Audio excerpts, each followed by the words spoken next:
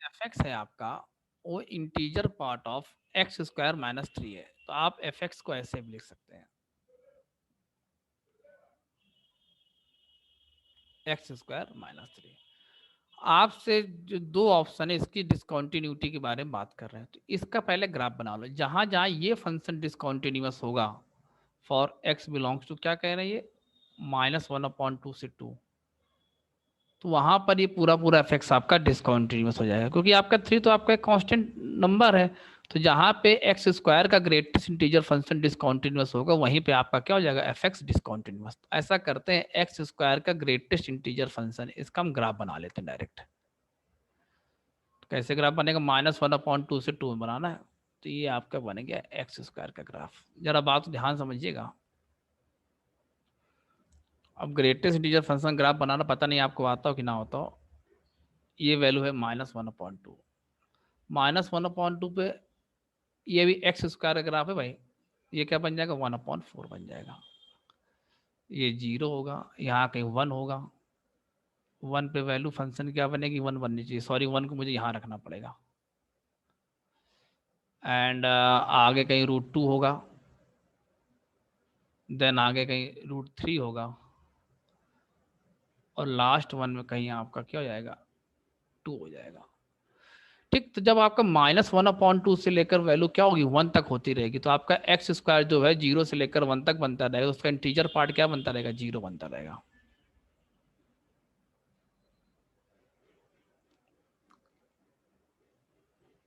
One को include नहीं कर सकते, हम एरो लगा देंगे, एरो मतलब इस पॉइंट को एक्सक्लूड कर देना।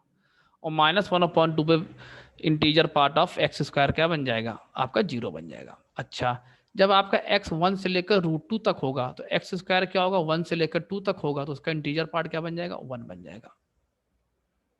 इस तरीके से ये वैल्यू 1। नेक्स्ट, √2 से √3 में इंटीजर पार्ट क्या बन जाएगा, ये आपका 2 बन जाएगा, ऐसे। नेक्स्ट, 2 से लेकर √3 से लेकर 2 तक में जब आप निकालेंगे क्या, एक्स स्क्वायर निकालेंगे, तो 3 से 4 तक वैल्यू जाएगी, तो इसका इंटीजर पार्ट क्या बन जाएगा, आपका 3 बन जाएगा। 1 2 3। हम इसका ग्राफ बना रहे हैं, -3 का नहीं बना रहे हैं। जहां जहां ये फंक्शन डिसकंटिन्यूअस होगा, यहाँ ये पूरा फंक्शन डिसकंटिन्यूअस हो जाएगा।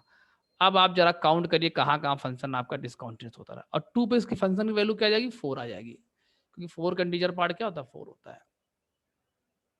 ये ठीक, तो ग्राफ आपको समझ में आ गया होगा। अब आप चेक करो कहाँ कहाँ फंक्शन आपका डिसकंटिन्यूअस हो रहा है।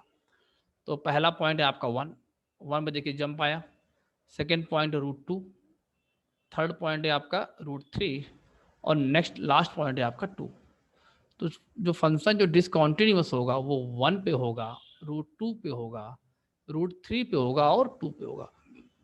आप कह सकते हो सर 2 पे कैसे बोला, देखिए जब एंड पॉइंट होता है तो उसमें केवल हम लेफ्ट हैंड लिमिट चेक करते हैं और value of the function check करते हैं। ऐसे -1/2 पे आप क्या चेक करेंगे, राइट हैंड लिमिट और वैल्यू ऑफ द फंक्शन। तो वैल्यू ऑफ द फंक्शन भी जीरो आ रही है, राइट हैंड लिमिट भी कैसी आ रही है, जीरो आ रही है। इसलिए 4 पॉइंट्स ऐसे होंगे जहां ये फंक्शन आपका डिसकंटिन्यूअस होगा, तो बी पार्ट आपका सही आंसर है। आगे बढ़ते हैं। अब जीएक्स की बात कर रहा है, जरा जीएक्स देखते हैं। जीएक्स क्या है आपका, mod x F x. Mod x F x क्या है, एक्स स्क्वायर -3। एक बात ध्यान रखनी, प्रॉपर्टी होती है इंटीजर पार्ट के अंदर, ठीक, कोई फंक्शन लिखा हुआ है और प्लस माइनस अगर कोई इंटीजर आ जाता है, तो हम direct integer part of F x, ये इंटीजर से बाहर आ जाता है। ये प्रॉपर्टी लगा के मैंने ये लिखा था, ठीक है ना, कंफ्यूज मत हो जाइएगा। तो ऐसे बन जाएगा plus mod of 4x-7 into F x. फिर से आपका एफ एक्स आ गया, एफ एक्स है integer part of x square -3। जरा अलग अलग करो इसको, तो mod x plus mod of 4x-7, इस तरीके से। एंड इसको ऐसे लिख लीजिए आप, इस तरीके से। अच्छा, इंटरवल है आपका फिर से -1/2 से लेकर 2 तक का इंटरवल है। इंटरवल क्या, -1/2 से लेकर 2 तक का। तो आप देखिए ये मॉड के साइन चेंज आपको देखने पड़ेंगे। तो और इस फंक्शन को हम डिफाइन करते हैं। पहला -1/2 से लेकर कहाँ तक, थोड़ी जगह बनानी पड़ेगी भाई, बड़ा फंक्शन है। 1 मिनट जरा, फंक्शन आपका थोड़ा सा बड़ा है।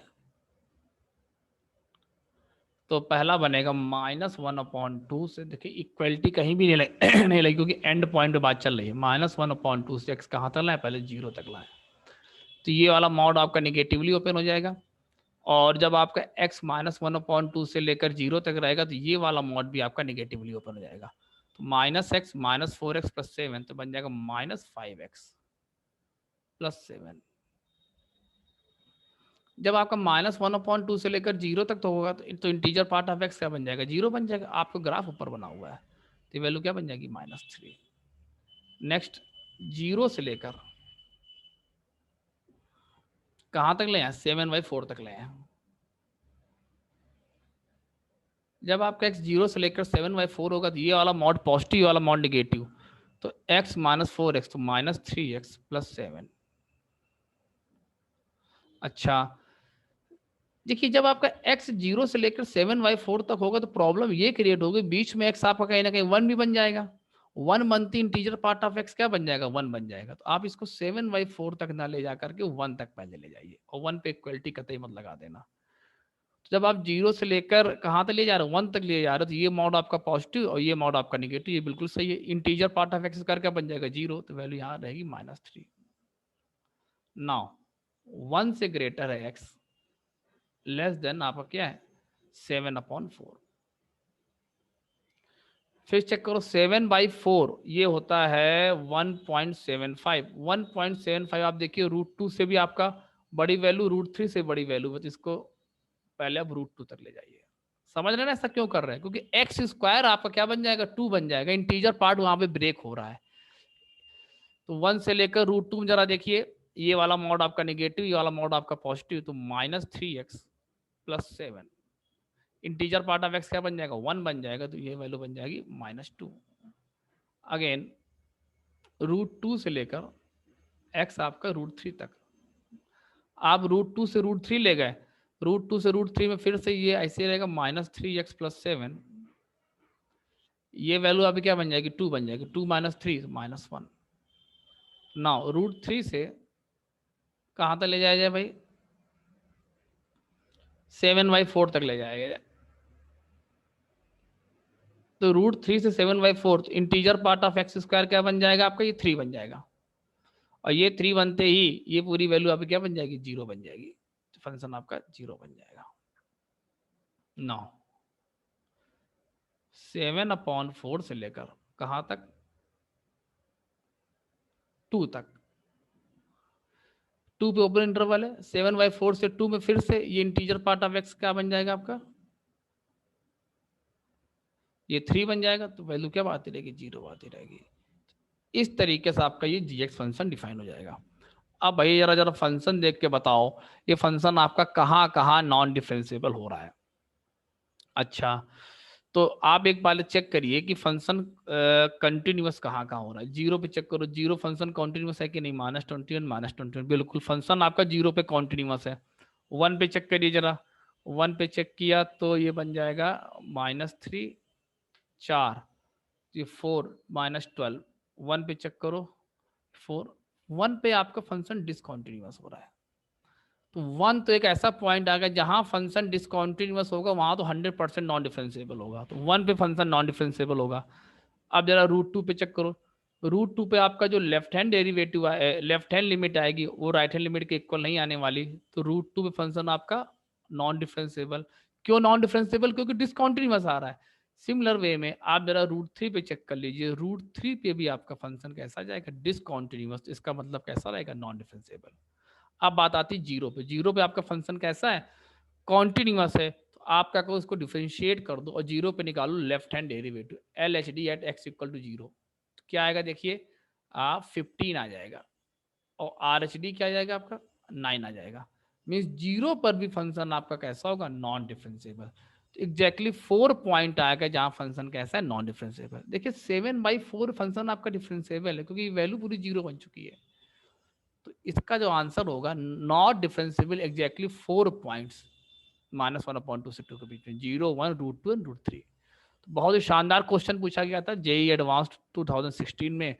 जेईई के क्वेश्चन, ये मेरा पर्सनल ऑब्जर्वेशन है, ग्राफिकल वे से अगर आप कैलकुलस क्वेश्चन को सॉल्व करें तो थोड़ा आसानी से आपका आंसर आ जाता है।